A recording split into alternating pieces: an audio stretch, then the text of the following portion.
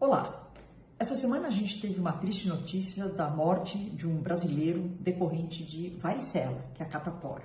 E para muita gente isso causou surpresa. Primeiro, porque as pessoas não imaginam que a catapora pode acometer o adulto.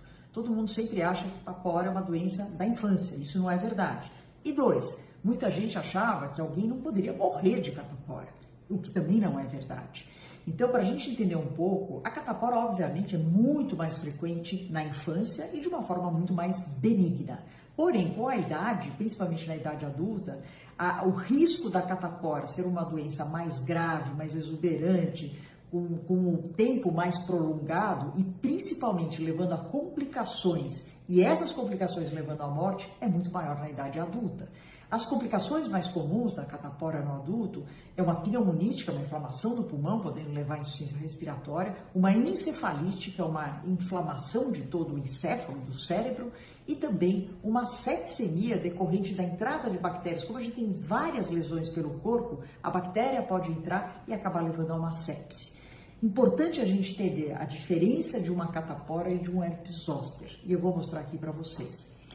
A catapora é a primeira vez que eu tenho contato com este vírus. Então, ela dá uma doença disseminada no corpo inteiro, com esses tipos de lesões na pele, as vesículas. Só que essa doença, ela acaba, mas o vírus não vai embora. O vírus vai ficar para o resto da nossa vida dormente nos gânglios dorsais. Essa dormência desse vírus, se ele reativar um dia, e isso acontece principalmente com a idade, ele vai reativar o mesmo vírus da catapora, só que na forma de zoster, uma forma muito mais localizada. Então tá fácil entender que só pode ter zoster quem teve catapora na infância, porque é uma reativação desse vírus. Ninguém pega zoster, as pessoas reativam zoster. E daí você deve estar se perguntando, como é que eu sei se eu já tive catapora ou não? Porque se eu não tive, eu precisaria me vacinar, porque eu já vi que pode ser uma doença grave. Ou como é que eu sei se eu posso ter zoster um dia? Então, o ideal, do ponto de vista, converse com sua mãe, com seu pai, eles em geral lembram, porque a varicela, a catapora é uma doença que não confunde muito com as outras, ela é muito característica. E em geral, você não teve sozinho, se você tem irmãos, mais gente pegou catapora na mesma época. Mas vamos supor que as pessoas não saibam disso. Existe uma forma de, através de exame de sangue, saber se você já teve ou não a catapora. Se você não teve e é adulto, eu indicaria a vacina sem nenhuma dúvida. Se você já teve e está com medo de ter zoster um dia, converse com o seu médico. Existe hoje vacina para zoster, para essa reativação da catapora, que é algo que a gente até chama vacina da dor, porque o zoster é uma das doenças que tem o maior nível de dor que a gente conhece. Então, estou contando tudo isso para vocês, para a gente entender um pouco melhor o que é esse vírus, o que ele causa na infância ou na sua prima infecção, na primeira vez que a gente tem ele, e o que pode acontecer na idade adulta numa reativação desse vírus. É isso aí. Olá! Essa semana a gente teve uma triste notícia da morte de um brasileiro decorrente de varicela, que é a catapora. E para muita gente isso causou surpresa. Primeiro, porque as pessoas não imaginam que a catapora pode acometer o adulto. Todo mundo sempre acha que a catapora é uma doença da infância. Isso não é verdade. E dois, muita gente achava que alguém não poderia morrer de catapora, o que também não é verdade. Então, para a gente entender um pouco, a catapora, obviamente, é muito mais frequente na infância e de uma forma muito mais benigna. Porém, com a idade, principalmente na idade adulta, o risco da catapora ser uma doença mais grave, mais exuberante, com um tempo mais prolongado e principalmente levando a complicações, e essas complicações levando à morte, é muito maior na idade adulta.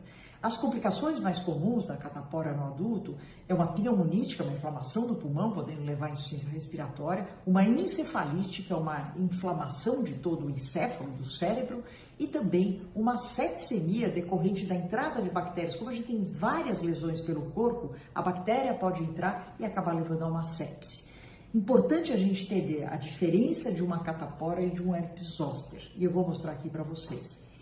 A catapora é a primeira vez que eu tenho contato com este vírus. Então, ela dá uma doença disseminada no corpo inteiro, com esses tipos de lesões na pele, as vesículas. Só que essa doença, ela acaba, mas o vírus não vai embora. O vírus vai ficar para o resto da nossa vida dormente nos gânglios dorsais. Essa dormência desse vírus, se ele reativar um dia, e isso acontece principalmente com a idade, ele vai reativar o mesmo vírus da catapora, só que na forma de zoster, uma forma muito mais localizada.